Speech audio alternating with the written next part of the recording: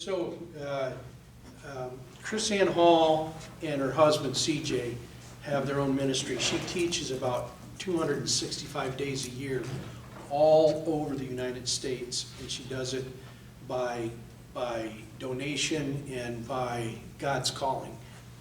And I don't know of anybody that's as much of a student on history and the Constitution as her. She is just phenomenal when it comes to it. She's got, her and her husband do a podcast. It's on Liberty University. You can find it on any of the podcast things. I'm not real big on that stuff. Ask your kids, they'll know what they are. Spotify or something like that. And you'll, excuse me, and you'll find that. Now this is the first video of a 3-video series that she did called The Bill of Rights. She happens to be in Florida teaching some state Florida representatives the Bill of Rights. And she's a disabled Army veteran. She used to work for the Florida Attorney General's office. She's a recovering liberal. She'll tell you that herself. She's really good friends with Richard Mack, and we're friends with her too. Richard Mack happens to be the one that started the Constitutional Sheriffs and Peace Officers Association. So he can't say enough good things about her either. She's just a superhuman being, super person. So if you get a chance, look at her stuff, order her stuff. She's got stuff online. Her and her husband do this as a ministry, and their ministry is worth supporting. So I just wanted to put that out that we're going to do this. This is just one of the videos in a 3-video series. This was done during the Obama administration, somewhere around 2012, I believe. And so a lot of the things that she's referencing during that time with Eric Holder and the Fast and the Furious incident and stuff. She talks about that on here. So just know that that's the time period that she's talking about. So with get started here. Let me show you the hope. Okay? George III perpetrated upon our founders stunningly almost identical situations that we're seeing today. Our founders told us that what George did to us had a happy effect. Do you know why? Because it woke the people up to their responsibility and duty to the gift of liberty. And I want to tell you that what has happened this week, these monumental decisions have had a happy effect. But we cannot run around hyped up on momentary emotion. We must now take that momentum and educate ourselves in the principles that we have to be the watchdogs for. Because our founders, Alexander Hamilton said in Federalist Paper 33, that when the government steps outside its bounds of its constitutional limitations, the people who have created this government, he says the government is a creature of the people, must now stand and remedy the injury that's been done to our Constitution. We must understand, first, the proper perspective. The Supreme Court is not the ultimate arbiter of what is constitutional and what is not. The Constitution is the ultimate arbiter. Because the Supreme Court is merely 1/3 of the government. No more powerful, no less powerful than the other two, and they can act unconstitutionally the same as Congress and the president. And they have.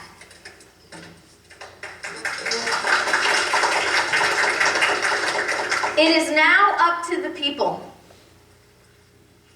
to be the sure guardians of our liberty and remedy the injury that's been done to our Constitution, and we cannot do that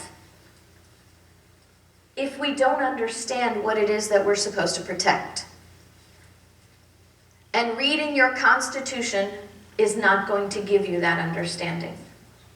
What you're doing here today will. So I commend you for taking a Saturday to devote your life, your fortune, your sacred honor, if not just for one day, to the preservation of a liberty that does not belong to us, but to our children.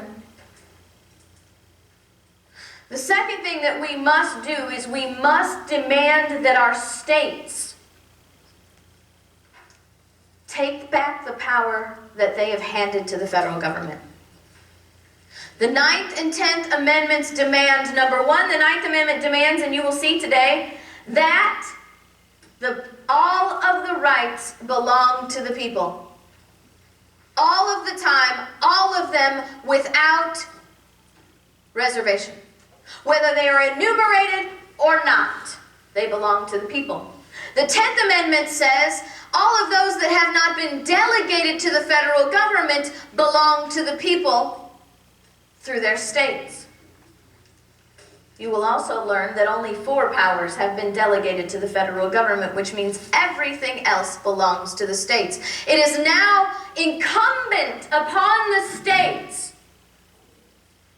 to exert their sovereignty, to stand up, governors, legislators, city council members, county commissioners, sheriffs, to stand up and say, these laws are unconstitutional, the federal government has no power to exert unconstitutional law on us, and we will not comply.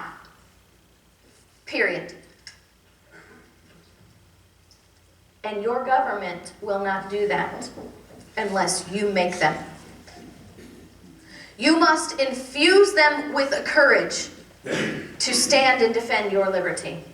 You must demand that Governor Scott stand up and make an announcement that says, we will not comply with these laws.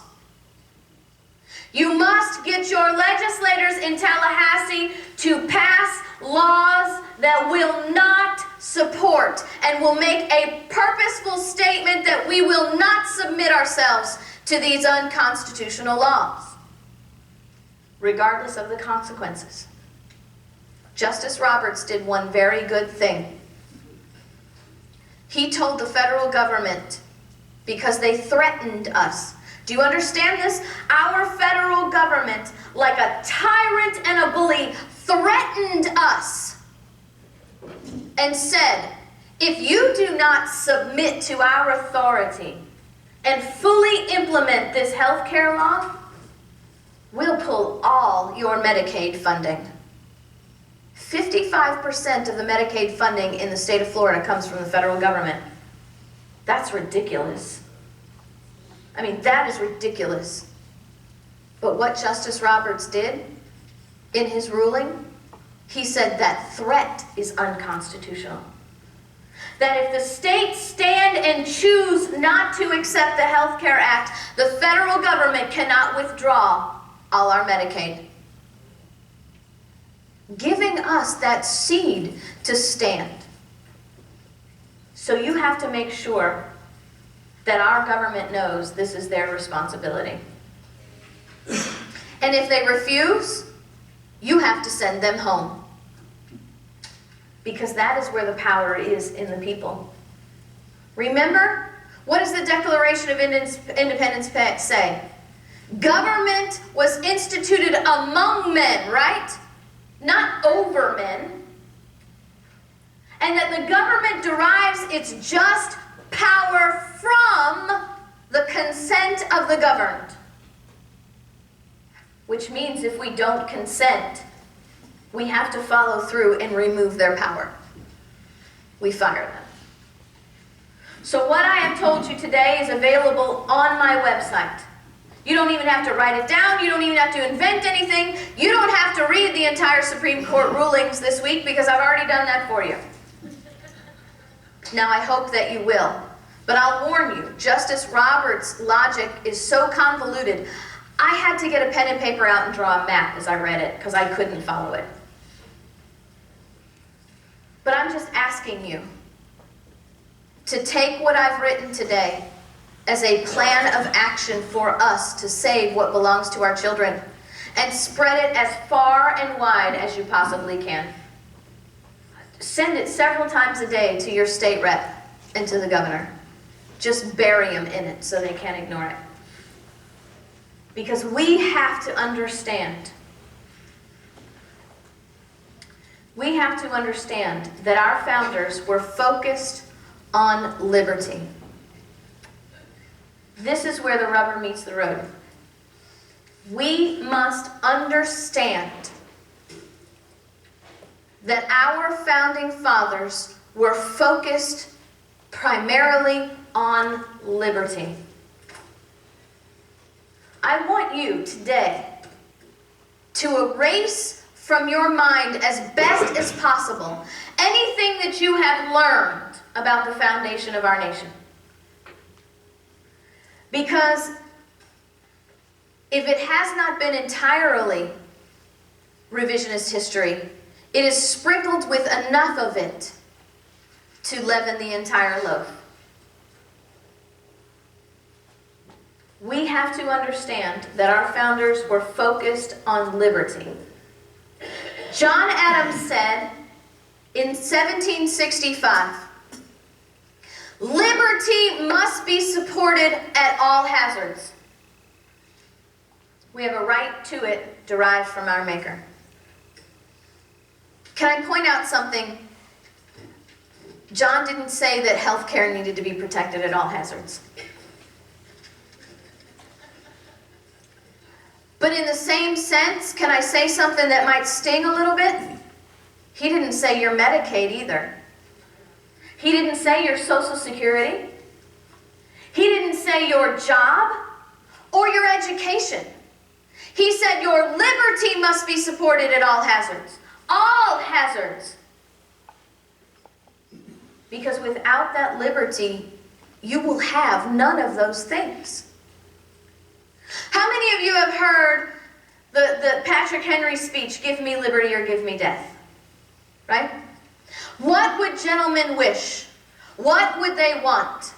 Is life so dear and peace so sweet to be purchased at the price of chains and slavery? Forbid it, Almighty God, he says. I know not what cause others may take, but give me liberty or give me death. Now we know, we've all heard, that what Patrick Henry was telling us is that he would rather die than live without liberty. Isn't that what we've been told? I want you to take a closer examination of what he said because it is just so much richer than we get at first glance. He asked us a question.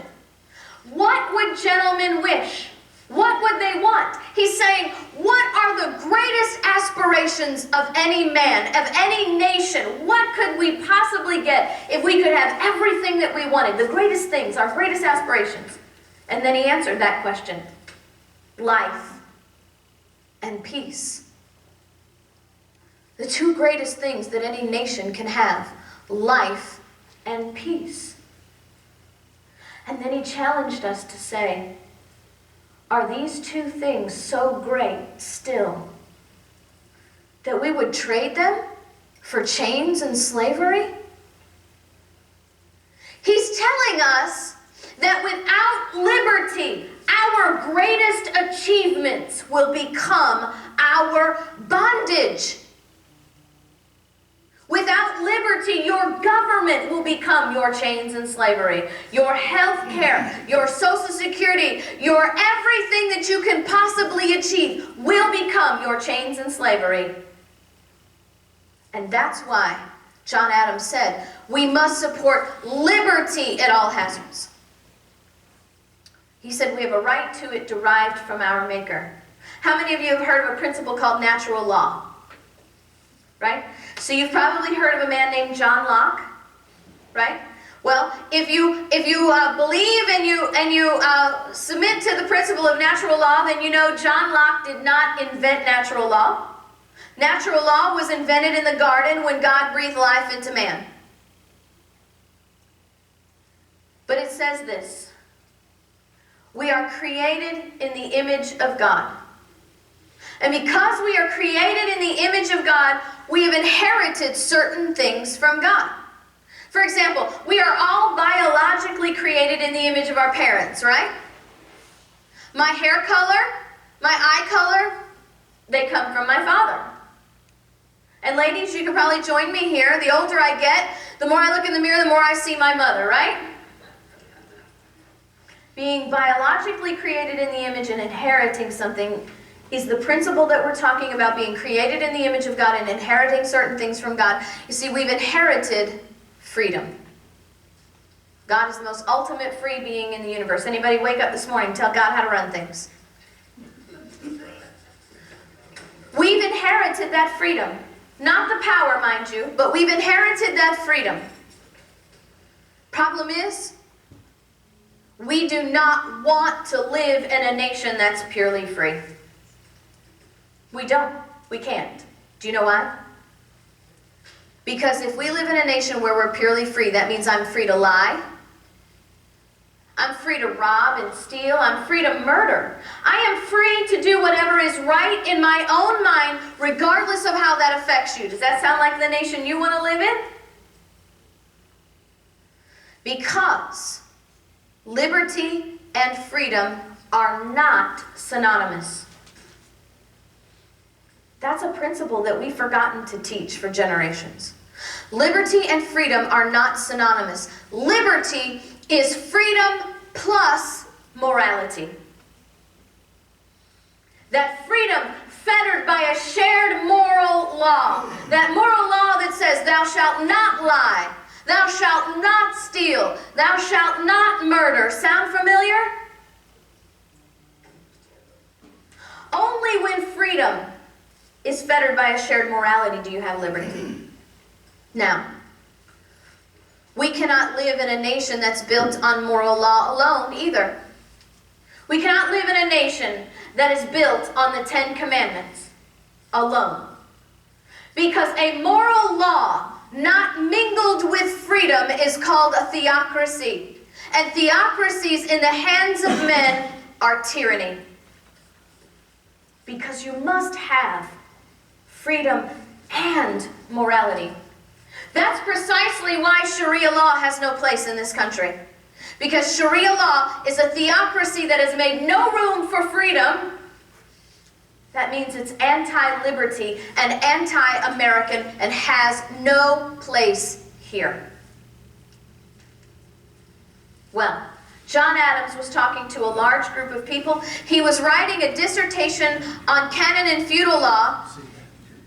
And so he didn't stop there. He said, liberty must be supported at all hazards. We have a right to it derived from our Maker. But if we had not, our fathers purchased it for us with their ease, their estates, and their blood. He's saying, whether or not you believe in natural law, you cannot deny that men and women have died so that we could have liberty today. Did you catch that, though? There's a very important thing that he said there. He said, our fathers have purchased it for us. When I read that, it made me stop and think, because I thought, John Adams, you are my founding father, right? George Washington, Thomas Jefferson. Today you'll learn about some that you probably haven't heard much about. Richard Henry Lee, James Otis Jr., John Leland, and ladies, we're not alone. We have Mercy Otis Warren and Penelope Barker and Elizabeth Adams and Abigail Adams. Because although the revisionists want you to think that our founding fathers were racist, bigoted, chauvinists who wanted to keep their women oppressed and silent, that is simply not true. Our founding mothers were women of courage, so brave and resolved that they often sacrificed more than the men. Sorry guys, I might be a little biased, but it's the truth.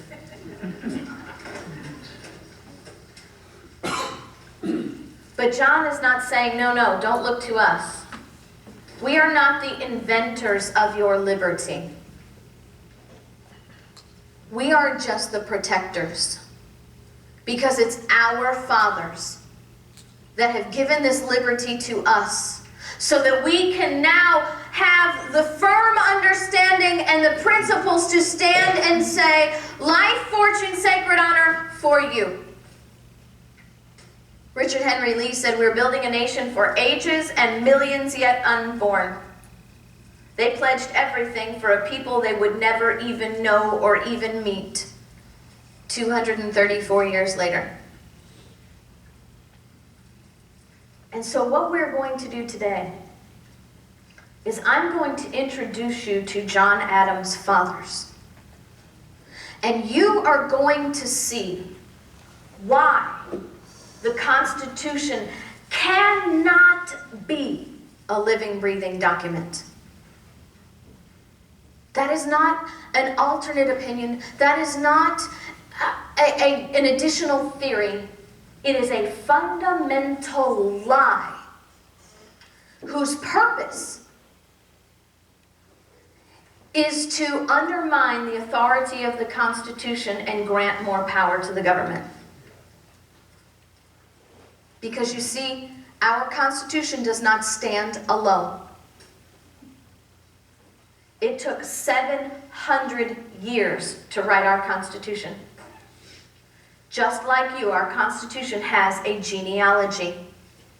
5 documents had to be written before our founders would have the foundational principles to write our own, the greatest human rights statements ever written on this planet, in the Declaration of Independence and the Constitution of the United States. And you are going to be introduced to those 5 documents so that when you leave here today, you will be able to stand toe-to-toe with any liberal and tell them that the Constitution is not a living, breathing document, and here is why. You will have what you need to pledge life, fortune, sacred honor for your children and your grandchildren and their children's children, because believe it or not, whether we volunteered for this or not, this is the call of our generation. 1041 England. The King of England has made an agreement with the people that twice a year they can meet in a pre-designated place and speak to their barons and lords and tell them all the things that they like about the government and the things that they don't like about the government.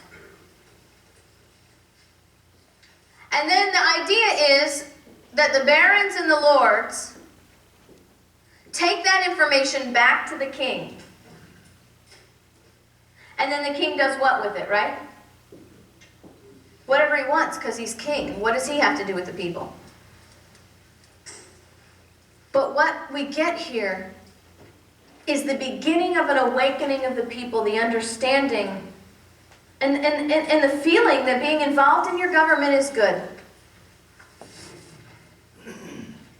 We need to make sure that we understand that liberty is an inherent possession of men, not the gift of government, and that government will never understand that. England is the most complex form of government of all medieval times already at this time. No other government has a common law system like England. So in 1066, when this king is on his deathbed, he tries to appoint his second in command by the name of Harold to be king of England because he has no sons. Problem is, you understand, in Great Britain at this time, kings aren't appointed, right? They're not elected. They're born. And just because this king didn't have a son doesn't mean there wasn't a bloodline heir somewhere. And there was. His name was William I, and he lived in Normandy, and he was really mad that the king was trying to pass his throne, not only not to him, but outside the entire bloodline altogether. Because you realize, you pass it outside the bloodline, you create a new bloodline, don't you? Well, unfortunate for the people of England, not only that William I, who is this king of Normandy, this man in Normandy, is not happy, but his nickname is also William the Conqueror. And he does just that. He takes the Norman army and comes over to England and conquers Harold and the English people in the Battle of Hastings of 1066. Now this may not be a big deal because we've all seen the medieval movies, right? That's how kingdoms worked. They conquered each other and built empires and that sort of thing. The only problem is this is not just any kingdom. This was the most complex form of government in medieval times, right? This wasn't just any country. And William, I believe, was not very fond of England. Because what he did when he got to England was not submit himself or even follow the laws that had already been established in this complex form of government, but tried to change England into Normandy. And what do you suppose one of the first things that he did? He started replacing the judges in the court system with judges that were loyal to him, corrupting the court system.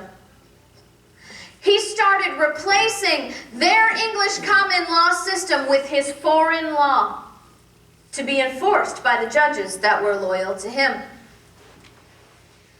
He started running the landowners off of their land by threat and by actual force, chasing some of them all the way out of Great Britain altogether, so that he could take that land and hand it over to his foreign friends. I mean, how else do you keep foreign rule in a nation unless it's full of foreigners? He starts imposing strict and arbitrary taxes upon the people, and then inserting the government in the church to enforce his tyrannical rule and collect his taxes. He would not even allow people, when they came before the king in the court, to speak English. They had to speak French.